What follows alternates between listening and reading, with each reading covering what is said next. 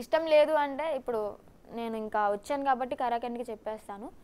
నాకు లేడీ అఘోరికి పెళ్ళైంది. Yeah. Okay. తను నాకు తాళి కట్టింది. ఓకే. ఫస్ట్ తాళి కట్టింది ఎక్కడ అంటే బెజవాడ కనకదుర్గమ్మ తల్లి టెంపుల్ ఉంది కదా, ఆ టెంపుల్ దగ్గర తాళి కట్టింది. బ్రహ్మముహూర్తానికి వెళ్ళి దర్శనం చేసుకున్నాము, అంతా ఓకే బాగానే ఉంది. ఇంటికి వచ్చిన తర్వాత మా అమ్మ నాన్న ముందు కూడా సెకండ్ విష్ణువు ముందు కూడా కట్టింది.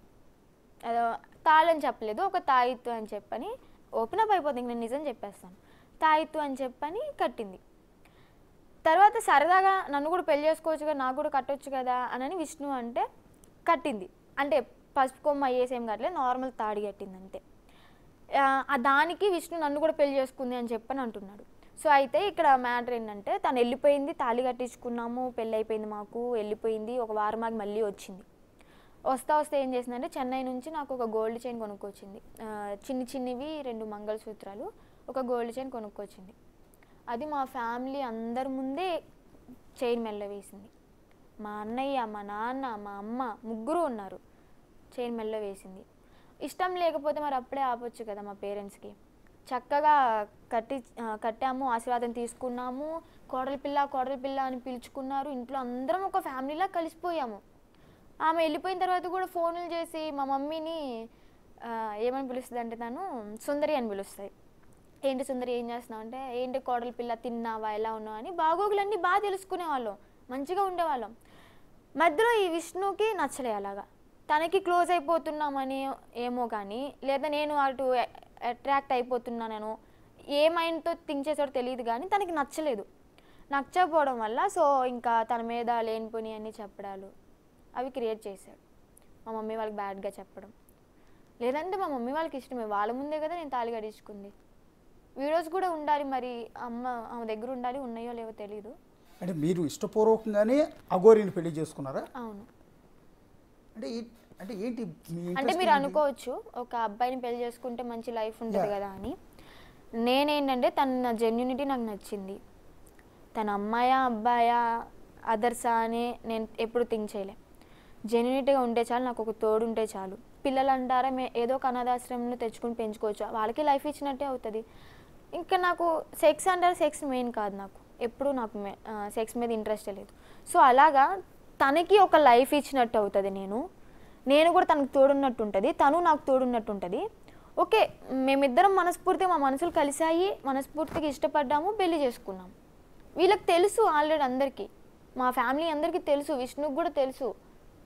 కానీ ఇక్కడ వచ్చింది ఏంటంటే ఒక అబ్బాయితో లేచిపోయినా కానీ మేము అనుకునే వాళ్ళం కాదు, నువ్వు అటు ఇటు కానోడితో ఎలాగ వెళ్తావు అని చెప్పనంటే, మరి ఇంట్లో తాళి కట్టినప్పుడు మీరేం చేశారంటే దానికి ఆన్సర్ లేదు మా వాళ్ళ దగ్గర. అది కరెక్టే కదా, ఆన్సర్ లేదు. సో అలాగ దాన్ని ఇష్టపడడం అయ్యింది. తనతో పాటు సహజీవనం చేయడానికి ఇప్పుడు నేను మేజర్ని, ఎవరినైనా ఇష్టపడవచ్చు, అమ్మాయిని ఇష్టపడవచ్చు, అబ్బాయిని అలాగ ఇష్టపడవచ్చు, పెళ్లి చేసుకోవచ్చు, సహజీవనం చేసే హక్కు నాకుంది, నాకు ఇష్టమైన వాళ్ళతో ఉండడం. అలాగే అందుకే నేను ఇక్కడ మేజర్ అనే పదం వాడాను. దాన్ని పట్టుకొని విష్ణు ఎగతాళి చేస్తూ నువ్వు మేజర్ కదా అని 100 సార్లు నా చెవు దగ్గరే మాట్లాడాడు అనమాట. అది తట్టుకోలేక ఇంకా నేను సరే సూర్యాపేటలో రూమ్ తీసుకున్నామని చెప్పా కదా, మా మమ్మీని పిలువన్నా, మా మమ్మీతోనే నేను ఒక 10 days ఇక్కడ రిలాక్స్ అయిపోయి ఏదో ఒక ఉమెన్స్ హాస్టల్లో పీజీలో ఉంటాము, మేము వెళ్ళిపోతాం, నీతో అసలు మాకు సంబంధమే లేదు, ఇంక నువ్వు వద్దు అని చెప్పని నేను తిట్టాను. విష్ణుని తిట్టా, నువ్వు మా ఫ్యామిలీకి దరిద్రం అని చెప్పని తిట్టా. దానికి ఓకే నా దరిద్రం నీకెందుకులే, నీ కర్మ నాకు వద్దు అని చెప్పని కటిఫ్ చేసుకున్నాను. నిన్న నైట్ కటిఫ్ చేసుకున్నాడు. ఇంక మా మమ్మీ వాళ్ళు వచ్చారు, 2కో ఏమో వచ్చారు మా మమ్మీ వాళ్ళు. ఇంకా అప్పటికప్పుడే బయలుదేరి బస్సు కోసం వెయిట్ చేస్తూ 5:30కో 6కో సూర్యాపేటలో బస్సు ఎక్కాం, విజయవాడ వచ్చాము. విజయవాడ వస్తే మమ్మీ నన్ను ఎక్కడ తీసుకెళ్తున్నారు మమ్మీ, ఇంటికే కదా తీసుకెళ్తుంది అంటే, ఇంటికే అని చెప్పని విజయవాడ వచ్చేదాకా నమ్మిచ్చారు. విజయవాడ వచ్చిన తర్వాత రేపల్ల బస్సు ఎదుగుతున్నారు మా సొంతూరు తీసుకెళ్ళడానికి. అక్కడ నేను రానని చెప్పా, నేను ముందే చెప్పా, నేను మన ఊరు వస్తాను, నేను కాదంట్లా, కానీ నాకు రెస్ట్ కావాలి, నా మైండ్కి రిలాక్స్ కావాలి, ఈ గొడవల మధ్యలో నేను అక్కడికి వచ్చి వాళ్ళ మాటలు విని నేను సూసైడ్ చేసుకున్నా కానీ మీకు ఆశ్చర్యపోవక్కర్లేదు అని చెప్పని అన్నాను. ఇప్పుడు అందుకే నేను ఇక్కడికి రావడం జరిగింది. ఎందుకంటే వీళ్ళు ఏవేవో మందులు వేస్తున్నారు నాకు. మొన్న విష్ణు గుంటూరు మానస హాస్పిటల్ అని చెప్పి సైకాలజిస్ట్ హాస్పిటల్ దగ్గర తీసుకెళ్ళారు. ఆ డాక్టర్ ఏంటంటే విష్ణు చెప్పిన మాటలు విన్నాడు. విష్ణు కొన్ని అటు ఇటు చెప్తుంటే నేను కరెక్ట్గా చెప్పాను. ఆ మాటలు విని నాకు ట్యాబ్లెట్లు ఇచ్చారు కానీ నాకు ఎలాంటి చెకప్స్ జరగలేదు. ఏ టాబ్లెట్లు ఇచ్చారమ్మా? అవి మా అన్నయ్య వాళ్ళు దాచేసుకున్నారు. ఇప్పుడు ఆ పేపర్ ఉండదు కదా, హాస్పిటల్ ఇచ్చిన పేపరు, అది చూయించి నన్ను పిచ్చిదాన్ని అని చెప్పి మళ్ళీ వెనక్కి తెచ్చుకోవాలని చెప్పి ట్రై చేస్తున్నారు. ఇప్పుడు పిచ్చిదారి మీద చూస్తున్న జనంలో ఏ ఒక్కరు కూడా అనుకోరు. అదే కదా, మెచ్యూర్డ్గా మాట్లాడుతున్నాం, అదే కదా, చక్కగా మాట్లాడుతున్నాం. సో ఇక్కడ ఆ పేపర్ ఒకటి వాళ్ళ చేతిలో ఉంది, ప్లస్ ట్యాబ్లెట్లు. అవి ఎందుకంటే 6 నెలలు నిద్రలోనే ఉంటారంట ఆ ట్యాబ్లెట్స్ వేసుకుంటే, కళ్ళు కూడా సరిగ్గా కనిపించవంట.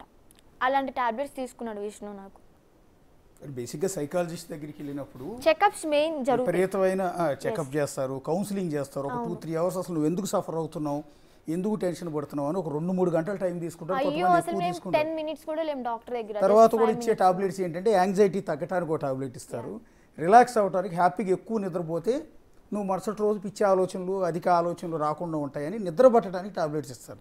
ఇవి తప్ప వేరే టాబ్లెట్స్ ఎవరు ఐస్ కూడా కనిపించవు అని చెప్పని అన్నారు, కళ్ళు కూడా కొంచెం మసమసగా కనిపిస్తాయి అని చెప్పని అన్నారు. ఓకే, అలాంటి టాబ్లెట్స్ ఇప్పించారు నాకు, నేను వేసుకోలేదు. ఓకే, మొన్న విష్ణు బలవంతం చేస్తే మధ్యాహ్నం టాబ్లెట్ ఒకటి చిన్నది ఉంటే అది ఒకటే వేసుకున్నాను. అది స్లీపింగ్, ఇది నిద్రపోవడానికి ఇస్తారు, సహజంగా ఇచ్చేది అది. ఎందుకంటే ఎక్కువ నిద్రపోతే ఏంటంటే యాంగ్జైటీ, ఆందోళన, రకరకాల స్ట్రెస్ ఇవన్నీ తగ్గుతాయి, హ్యాపీగా నిద్రపోతారని అది ఇస్తారు సహజంగా ఎవరికైనా సరే. ఇప్పుడు నేను చెప్పేది ఏంటంటే నాకు ఎలాంటి పిచ్చి లేదు, నేను మంచిగానే ఉన్నాను, మెంటల్లీ స్టేబుల్గానే ఉన్నాను, అన్నిట్లో పర్ఫెక్ట్ ఉన్నాను.